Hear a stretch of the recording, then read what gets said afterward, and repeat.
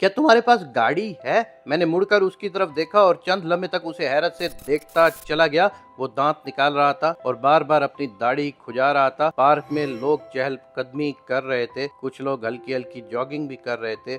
दोपहर मायूस होकर रुखसत हो रही थी और शाम धीरे धीरे मारगला की पहाड़ियों से नीचे सरक रही थी। गर्म दोपहर के बाद इस्लामाबाद की शाम की अपनी ही खूबसूरती है, अपना ही सुख होता है। मेरी बचपन की आदत है, मैं परेशानी या टेंशन में किसी पार्क में चला जाता हूँ, एक दो चक्कर लगाता हूँ और फिर किसी बेंच पर चुपचाप बैठ जाता हूँ। वो बेंच मेरी सारी टेंशन, मेरी सारी परेशानी चूस लेता है और मैं एक बार फिर ताज़ा दम होकर घर वापस आ जाता हूँ। मैं उस दिन भी शदीद टेंशन में था। मैंने पार्क का चक्कर लगाया और सर झुकाकर बेंच पर बैठ गया। थोड़ी देर बाद एक नीम ख्वांदा पश्तून किसी साइड से आया और बेंच पर मेरे साथ बैठ गया। उसे शायद बुड़बुड़ाने की आदत थी या फिर वो खामोश नहीं बैठ सकता था, चुनाचा उसने मुझे बार बार एंगेज करना शुरू कर दिया। वो कभी आटे की महंगाई का जिक्र करता, कभी ट्रांसपोर्ट के किरायों का रोना रोता और कभी लोगों के गैर इस्लामी लिबास पर तबसरे करना शुरू कर देता। मैं थोड़ी देर उसकी लघवियात सुनता रहा, लेकिन जब बात हद से निकल गई तो मैंने जेब से थोड़े से रुपए निकाले और उसके हाथ पर रख दिए। वो थोड़ी देर तक हैरत से नोटों को देखता रहा,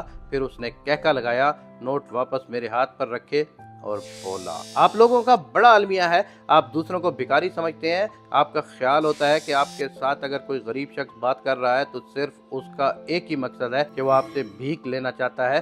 बाबू साहब, मुझ पर अल्लाह का बड़ा करम है, चौकीदारी करता हूँ, रोटी मालिक अज़्ज़ व जल दे देता है और खर्चे के पैसे मालिक अज़्ज़ व जल के बंदों से मिल जाते हैं। मैं बस आपको परेशान देखकर आपके पास बैठ गया था। मेरा वालिद कहता है कि परेशान आदमी को हौसला देना बहुत बड़ी नेकी होती है, चुनाचा मैं जहाँ किसी को परेशान देखता हूँ मैं उसके पास बैठ जाता हूँ, मगर आपने मुझे भिखारी समझ लिया है। मेरी हैरत शर्मिंदगी में बदल गई और मैं उससे माफ़ी मांगने लगा। वो हंसा और दाढ़ी खुजाते खुजाते मुझसे पूछा, क्या तुम्हारे पास गाड़ी है? मैंने चंद लम्हों तक उस सवाल पर गौर किया, फिर जवाब दिया, हाँ 3-4 है। वो बोला, तुमको पता है आजकल पेट्रोल की क्या कीमत है? मैंने हंसकर जवाब दिया, मुझे नहीं पता, ड्राइवर पेट्रोल डलवाता है। उसने कहका लगा कर कहा, और तुम फिर भी परेशान बैठे हो? मैंने हैरत से जवाब दिया, गाड़ी का परेशानी के साथ क्या ताल्लुक बनता है?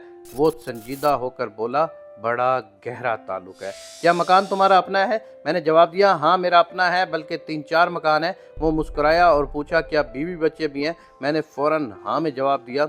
उसने पूछा, बच्चे लोग क्या करते हैं? मैंने जवाब दिया, बेटे अपना कारोबार करते हैं और बेटियां पढ़ रही हैं। उसने पूछा, और क्या तुम्हारी बेगम साहिबा की सेहत ठीक है? मैंने फौरन जवाब दिया, हाँ अल्हम्दुलिल्लाह हम दोनों ठीक ठाक हैं, हमें अल्लाह ने मौलिक बीमारियों से बचा रखा है। वो बोला, और क्या खर्चा पूरा हो जाता है तुम्हारा? मैंने ऊपर आसमान की तरफ देखा और जवाब दिया, अल्हम्दुलिल्लाह खर्चे की कभी तंगी नहीं हुई। उसने कहका लगाया और मेरे बाजू पर अपना खुरदरा हाथ रखकर बोला, और बाबू साहब आप इसके बाद भी परेशान हैं? आपने फिर भी मुंह बना रखा है, आपको पता है कि आप बनी इसराइल हो चुके हैं। मैं बेख्तियार हंस पड़ा और पहली मर्तबा उसकी गुफ्तगू में दिलचस्पी लेने लगा। मैंने उससे पूछा, मैं बनी इसराइल कैसे हो गया और बनी इसराइल क्या होता है? वो संजीदगी से बोला, आप अगर कुरान मजीद पढ़ें तो अल्लाह तबारक व तआला बार बार बनी इसराइल से कहता है, मैंने तुम्हें ये भी दिया, वो भी दिया, मुल्क भी दिया, खेत भी दिए, दुश्मनों से भी बचाया, तुम्हारे लिए आसमान से खाना भी उतारा, बाग और मकान भी दिए, औरतें और बच्चे भी दिए और गुलाम और कनीज़ें भी दी,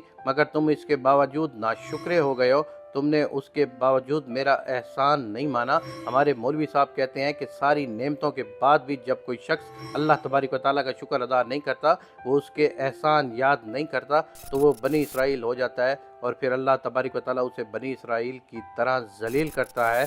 वो सब कुछ होते हुए भी सुकून और अमन से महरूम हो जाता है और आप भी मुझे बनी इसराइल महसूस हो रहे हैं। आपके पास अल्लाह की दी हुई तमाम नेमतें मौजूद हैं, मगर आप उनके बावजूद बेंच पर उदास बैठे हैं।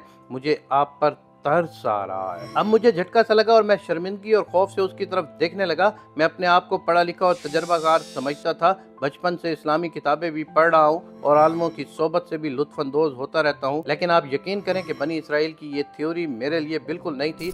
मैंने कुरान मजीद में जब भी बनी इसराइल के अल्फाज पढ़े, मुझे महसूस हुआ कि अल्लाह तबारक व तआला नाशुक्री और नाफरमान यहूदियों से मुखातिब है, ये इन्हें अपने एहसानात याद करवा रहा है। लेकिन क्या अल्लाह तबारक व तआला की नज़र में हर एहसान फरामोश बनी इसराइल हो सकता है? और क्या कुदरत उसके साथ वही सलूक करती है जो उसने बनी इसराइल के साथ वादी सैना और इसराइल में किया था? یہ بات میرے لیے نئی تھی۔ میں اپنی جگہ سے اٹھا، اس ان پڑھ پشتون کے ہاتھ کو بوسہ دیا اور پارک سے چپ چاپ باہر آ گیا۔ میں پورے راستے اللہ تبارک و تعالیٰ کی ایک ایک نعمت یاد کرتا رہا، اس کا شکر ادا کرتا رہا اور اپنی آستینوں سے اپنے آنسو صاف کرتا رہا۔ میں کیا تھا اور میرے رب نے مجھے کیا بنا دیا، مگر میں اس کے بعد بھی ناشکرا ہوں۔